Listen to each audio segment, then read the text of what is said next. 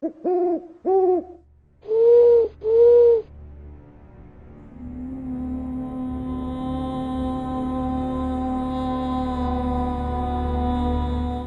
αυτά τα βίντεο έχουμε ήδη πει πως το Βυζάντιο δεν ήταν παρά το ανατολικό τμήμα της Ρωμαϊκής Αυτοκρατορίας, το οποίο επέζησε την πτώση της Δύσης και συνέχισε για μία περίπου χιλιετία. Οι Βυζαντινοί αποκαλούσαν τους εαυτούς τους Ρωμαίους και ήταν πολύ περήφανοι για αυτό, καθώς έτσι συνέδεαν την ταυτότητά τους με ένα ένδοξο παρελθόν και δικαιολογούνται οι αξιώσεις τους για παγκόσμια κυριαρχία. Με τον σταδιακό εκπολιτισμό και εκχριστιανισμό των δυτικών βαρβάρων από τον Πάπα της Ρώμης, ο οποίος με τον καιρό απομακρυνόταν από την επιρροή του Βυζαντίου, ο ρωμαϊκός τίτλος αμφισβητήθηκε. Πρώτα οι Φράγκοι υπό τον βασιλιά τους Καρλομάγνο κατέκτησαν μεγάλο μέρος της Ευρώπης και το έτος 800 διεκδίκησαν τον τίτλο του Ρωμαίου Αυτοκράτορα, με το πρόσχημα πως τότε στην Κωνσταντινούπολη βασίλευε μια γυναίκα, η Ειρήνη η Αθηναία. Η αυτοκρατορία του Καρλομάγνου όμως σύντομα διασπάστηκε, ενώ ο ίδιος ο τίτλος του Καίσαρα εγκαταλείφθηκε. Στα μέσα του 10ου αιώνα, το βασίλειο της Ανατολικής Φραγκίας, της σημερινής Γερμανίας ουσιαστικά, επεκτάθηκε προς τα παλιά αυτοκρατορικά σύνορα. Υπό την ηγεσία του Όθωνος του Μεγάλου, οι Γερμανοί απέκρουσαν τις επιδρομές των Ούγγρων, που είχαν γίνει μάστιγα της κεντρικής Ευρώπης. Το έτος 962, ένα χρόνο πριν την άνοδο του Νικηφόρου Φωκά στην Ανατολή, ο Όθων στέφθηκε Ρωμαίος Αυτοκράτορας από τον Πάπα. Φυσικά αυτή η εξέλιξη προκάλεσε την οργή της Κωνσταντινούπολης, η οποία έβλεπε πίσω από τον σφετερισμό του ονόματος επιβουλές ενάντια στις ιταλικές της κτήσεις. Ακολούθησε ανταλλαγή πρεσβειών, όπου εξετάστηκε το ενδεχόμενο να συναυθεί ένας βασιλικός γάμος ανάμεσα στο γιο του Όθωνα και σε κάποια βυζαντινή πριγκίπισσα. Ο Όθων όμως εκμεταλλεύτηκε το πρόσχημα της διπλωματίας για να εισβάλλει στα βυζαντινά εδάφη της Ιταλίας.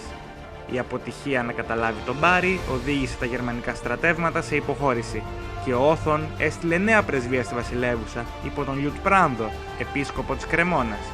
Ο Νικηφόρος όμως ήταν ήδη έξαλλος.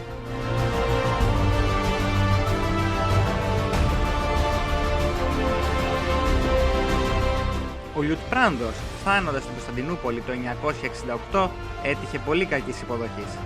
Όπως καταγγέλει ο ίδιος σε γράμμα προς το βασιλιά του, οι Βυζαντινοί αξιωματούχοι τον υπέβαλαν σε κάθε λογής καψόνια, αφήνοντάς τον να περιμένει ώρες στην βροχή, στεγάζοντάς τον σε ακατάλληλα καταλύματα όπου πάγωνε τα βράδια και ζεσθενόταν την ημέρα, ενώ όταν μετά από μήνες έγινε δεκτός στα ανάκτορα, στην αίθουσα δεξιώσεων τον έβαλαν να καθίσει στο τελευταίο τραπέζι.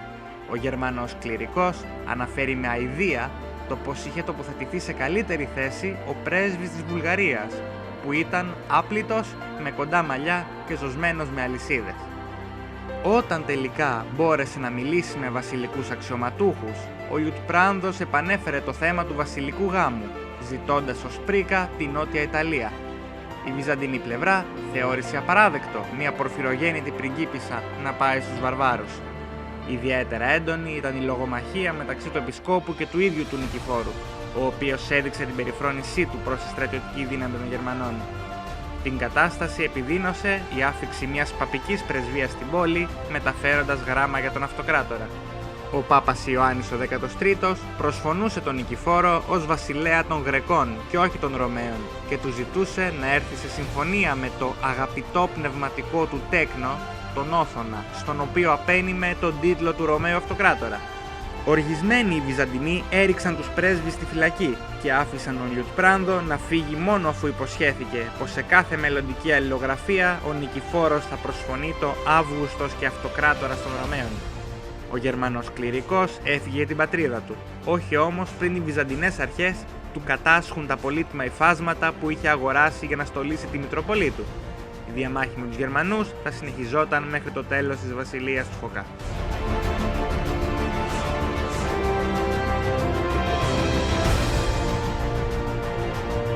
Σε ένα άλλο σημείο του ευρωπαϊκού μετώπου, ο Νικηφόρος ήρθε σε σύγκρουση με τη Βουλγαρία. Για χρόνια το Βυζάντιο πλήρωνε μια χορηγία στους Βουλγάρους, με αντάλλαγμα να σταματούν τις ουγγρικές επιδρομές. Ο Αυτοκράτορας όμως θεώρησε προσβλητικό εκείνος που είχε συντρίψει τους Άραβες να πληρώνει φόρο υποτέλειας σε ένα έθνος πάμφτωχο και μυαρό, όπως το αποκαλούσε, του οποίου ο βασιλιάς τρώει πετσιά και δέρματα. Διέταξε λοιπόν να δείρουν τους Βούλγαρους πρέσβεις, δεν το είχε γενικά με την διπλωματία ο Νικηφόρος, και οργάνωσε εκστρατεία κατά της χώρας τους. Προτιμώντας όμως να μην διακινδυνεύσει τον αυτοκρατορικό στρατό, πλήρωσε μια μεγάλη ποσότητα χρυσού στους Ρος, τους Vikings που είχαν καταλάβει τη σημερινή Ουκρανία, για να εισβάλλουν εκείνοι στο όνομά του. Πράγματι, οι Ρος, υπό την ηγεσία του πρίγκιπα Σβιατοσλάβου, έπεσαν με μανία στη Βουλγαρία και διέλυσαν κάθε αντίσταση, προχωρώντας σε τεράστιες σφαγές. Αρνήθηκαν όμως να αρκεστούν στην αμοιβή τους και αποφάσισαν να κρατήσουν τη Βουλγαρία για τον εαυτό τους. Ο Νικηφόρος βρέθηκε με μια απειλή ακόμη χειρότερη σε απόσταση αναπνοής από την Κωνσταντινούπολη και τα πράγματα στο εσωτερικό είχαν αρχίσει να παίρνουν άσχημη τροπή.